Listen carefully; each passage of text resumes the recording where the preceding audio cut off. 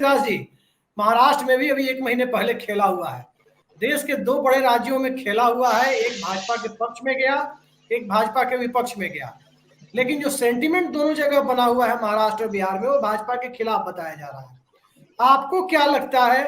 कि क्या मुंबई और पटना की संयुक्त ताकत, एक ज्वाइंट इलेक्टोरेट की ताकत, क्या अहमदाबाद की ताकत को काउंटर करने में कामयाब होगी 2024 में? देखिए, आपने सही कहा कि महाराष्ट्र में जो कुछ हुआ और नीतीश कुमार जी ने उसे, मराठी में हमारे यहाँ एक कहावत है कि पुढच्याला ठेच मागच्या शहाणा, यानी जब आगे वाले को कुछ झटका बैठता है तो पीछे वाला सावधान हो जाता है। कुछ ऐसा ही महाराष्ट्र में पिछले 2 दिनों से कहा जा रहा है कि उद्धव ठाकरे को जो झटका सहना पड़ा भाजपा की राजनीति से, उनकी अपनी पार्टी में दरार डालकर यहां पर जो भाजपा ने नई सरकार बना दी और उनकी शिवसेना भी उनसे, उनका दल छीनने की जो कोशिश जारी है, उसको देखते हुए बिहार में जो कुछ हुआ, यहां पे नीतीश कुमार, एक कहा जाना गलत नहीं होगा कि जो भाजपा विरोधी विचारधारा के लोग हैं, वही नहीं बल्कि आम लोगों में भी एक आकर्षण का केंद्र बन गए। उसकी वजह साफ है, क्योंकि महाराष्ट्र में उद्धव ठाकरे,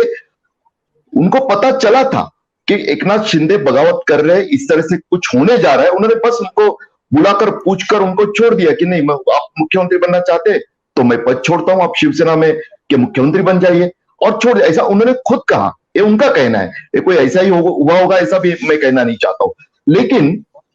उन्होंने आगे कोई सावधानता दिखाई ऐसा लगता नहीं, जबकि महाराष्ट्र जैसे राज्य की पूरी सत्ता उनके हाथ में थी। और यहीं पर नीतीश कुमार और उद्धव ठाकरे के बीच का फर्क शुरू हो जाता है। नीतीश कुमार जी ने वहां पर बिहार में जो करके दिखाया और भाजपा को जो जबरदस्त एक शॉक ट्रीटमेंट दी है, उसका यहाँ पे स्वागत उसी की वजह से हो रहा है, अभिषेक जी। और यही वजह है कि यहाँ के सेंटिमेंट,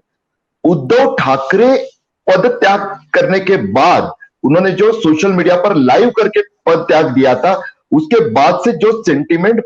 ज्यादातर मराठियों के दिमाग में, मतदाताओं के दिमाग में, मराठी ही नहीं बल्कि अन्य भाषाई जो महाराष्ट्र में रहते हैं, उनके भी एक बड़ा तबका ऐसा है जो तब तक शिवसेना के बिल्कुल साथ नहीं था, लेकिन वो भी ये महसूस करने लगा कि भाजपा ने जो किया वो ठीक नहीं किया। ये भावना यहाँ पे पनपी और यही वजह है कि पिछले 2 दिनों से नीतीश कुमार यहां पर हीरो की तरह चाहे हुए, ये कहना गलत नहीं होगा अभिषेक जी। इस सेंटिमेंट जो है ना, एक कहीं ना कहीं आगे जाकर भाजपा के लिए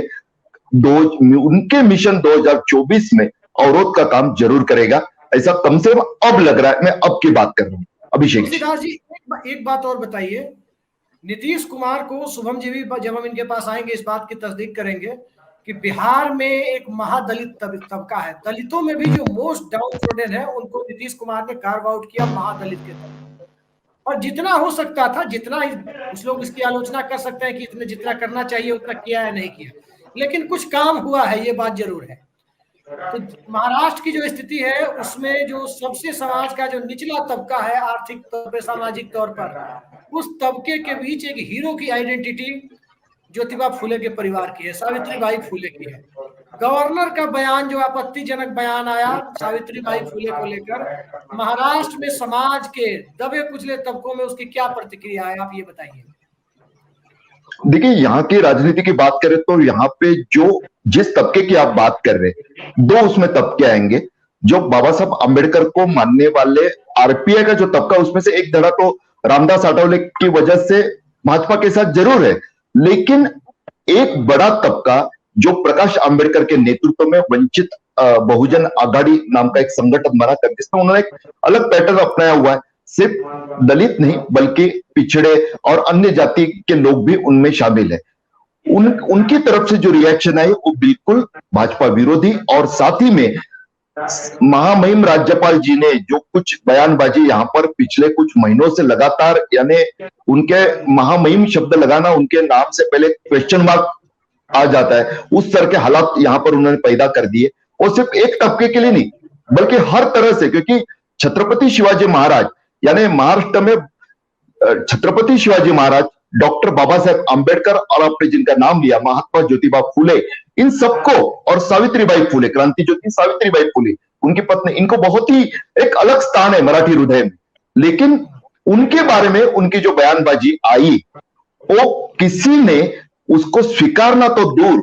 भाजपाइयों को भी शायद यही लगा कि राज्यपाल महोदय क्यों सेल्फ गोल करते नजर आते हैं, क्योंकि हर बार उन्होंने वो काम किया उनके लिए। साथ ही में देखिए, पिछड़े वर्ग की आपने बात की, ओबीसी आरक्षण को लेकर यहां पे राजनीतिक आरक्षण जो चला गया महाराष्ट्र में, और अब शिंदे सरकार आने के बाद, शिंदे फडणवीस सरकार आने के बाद भले ही उच्चतम न्यायालय ने कुछ उनको जरूर कुछ राहत मिली होगी, लेकिन फिर भी कई जिलों में उस आरक्षण का प्रतिशत घट गया है।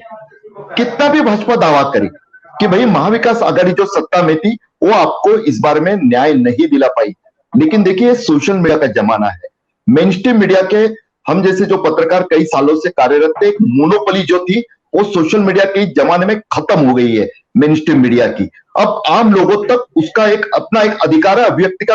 लोग जान जाते हैं सच्चाई क्या हो रही है,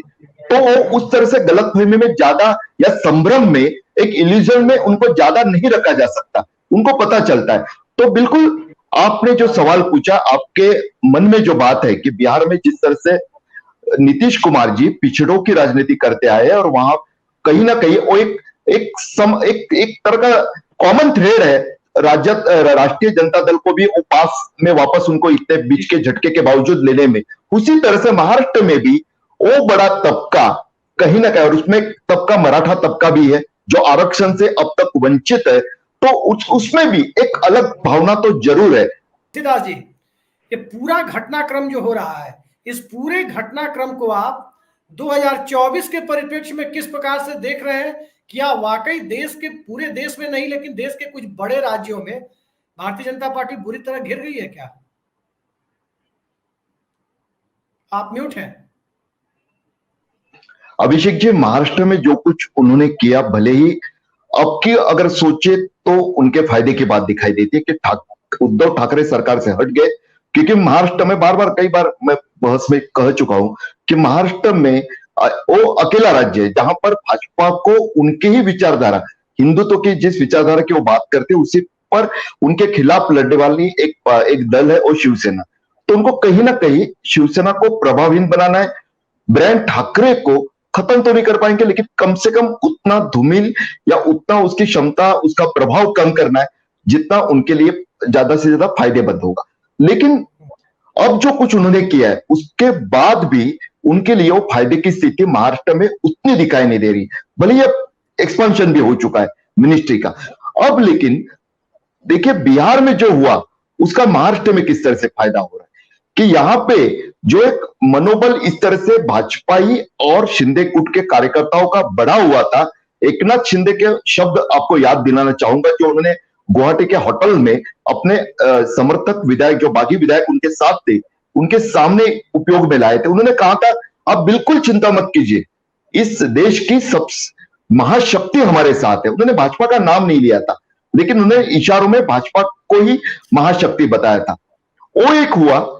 और तुरंत अब जो एक घटनाक्रम बिहार में हुआ, भाजपा को ही उसे सही कहे गलत कहे, देखिए हर पार्टी अपनी नैतिकता की परिभाषा बना देती है, उस तरह से अपना आर्गुमेंट करती है, लेकिन यहां पे कहीं ना कहीं उनके मनोबल पर उसका असर होना स्वाभाविक सी बात है। आपको एक बात बताना चाहूंगा मैं, शरद पवार जब से संजय राउत का मामला हुआ तब से आपको कहीं बोलते नजर नहीं आए थे। आज शरद पवार कैमरों के सामने आए, उन्होंने भाजपा पे सीधा आरोप लगा दिया। उन्होंने कहा कि सही है, भाजपा अपने मित्र दलों को ही खा जाती है, उनका ही नुकसान करती है। इस तरह से उन्होंने आक्रामक तेवर अपनाते हुए पटना वाले घटनाक्रम में भी बताया जा रहा है कि पर्दे के पीछे शरद पवार की एक बड़ी भूमिका रही है उसमें। मैंने जो कहा कि वो बिल्कुल दिखाई नहीं दे रहे थे, यानी ताज्जुब हो रहा था लोगों को कि संजय राउत शिवसेना के एकमात्र वो नेता है जो कहते हैं कि बाला साहब ठाकरे के साथ साथ मेरे हृदय में अगर किसी के लिए सम्मान है तो शरद पवार। वो हिचकते नहीं, उनके ऊपर कांग्रेस ने भी पहले इस बारे में टीका टिप्पणी की थी। भाजपा तो लगातार हमले करते है कि कांग्रेस ने यहां तक कह दिया था कि एनसीपी के प्रवक्ता है कि शिवसेना के, फिर भी वो नाम लेते थे शरद पवार का। लेकिन शरद पवार ने उनके ईडी कार्रवाई के बाद ज्यादा कुछ नहीं कहा, आक्रामक तेवर अपनाना तो दूर की बात रही। अब जाकर वो सामने आए और उन्होंने जो बातें कही है, और उसके बाद अब जिस तरह से इस मुद्दे पर नीतीश कुमार ने जो उनके भाजपा पर आरोप लगाया, उसका फायदा यहां पर शिवसेना जन भावना को अपनी तरफ खींचने के लिए करवा रही है। लगातार ये बोला जा रहा है कि देखिए भाजपा ही धोखा देती है। शरद पवार ने उसी पत्ते को खेला, शिवसेना उसी पत्ते पे जा रही है और दोपहर के बाद से